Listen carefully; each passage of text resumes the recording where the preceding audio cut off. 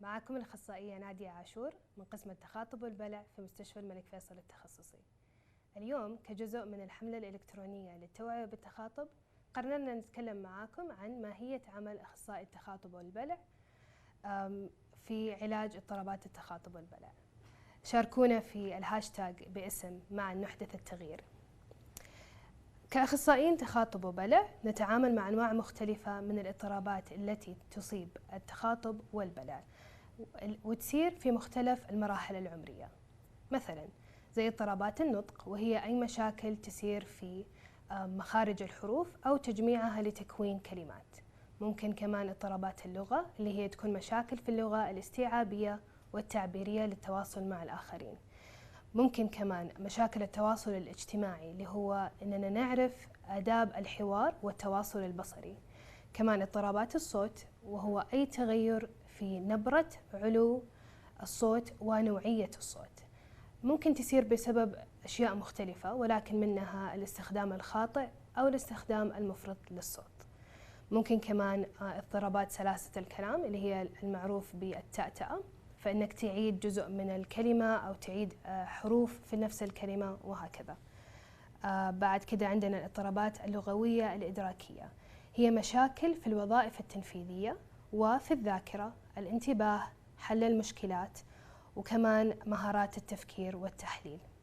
بالإضافة إلى ذلك عندنا اضطرابات البلع، وهي أي مشكلة تصير من ناحية الفموية أو البلعومية تؤثر إلى أو تسبب تسرب لمجرى الهواء، ويصير عندنا التهابات رئوية وهكذا. وبالإضافة إلى مشاكل القراءة والكتابة ممكن أحيانا نتعامل معها. دحين بعد ما عرفنا المشاكل اللي ممكن أخصائيين التخاطب والبلع يتعاملوا معها، خلونا نتكلم عن أهمية زيارة أخصائي التخاطب والبلع والخدمات اللي نقدمها.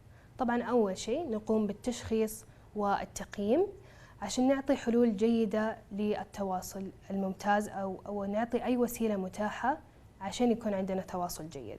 طبعا نقدم المشورة للمريض ومرافقيه، نهتم جدا بجودة الحياة، وطبعا آخر حاجة للحصول على أفضل خدمة ممكنة اللي بالتالي حتحسن من صحة المريض وجودة الحياة، أننا نحرص على التعاون مع تخصصات مختلفة في التقييم والعلاج. في حملتنا هذه تركيزنا حيكون على هذا التعاون، كيف نتعاون مع التخصصات المختلفة، إيش الأشياء اللي لازم المريض يركز عليها، وإيش الخدمات والإمكانيات اللي ممكن كل تخصص يقدمها للمريض. فمثلا نتعاون مع كأخصائيين تخاطب نتعاون مع أخصائي السمعيات. طبعا السمع أو الضعف السمعي له تأثير كبير على التخاطب والتواصل، لأنه إذا الواحد ما بيسمع ما حيقدر يتكلم صح.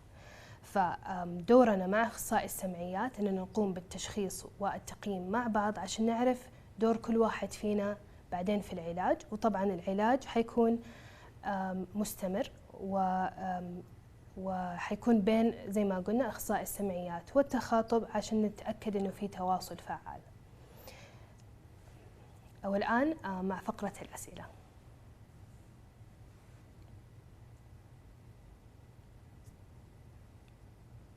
أوكي، السؤال يقول: ما المقصود بجودة الحياة؟ جودة الحياة هو مستوى الصحة والراحة والسعادة اللي يعيشها الفرد.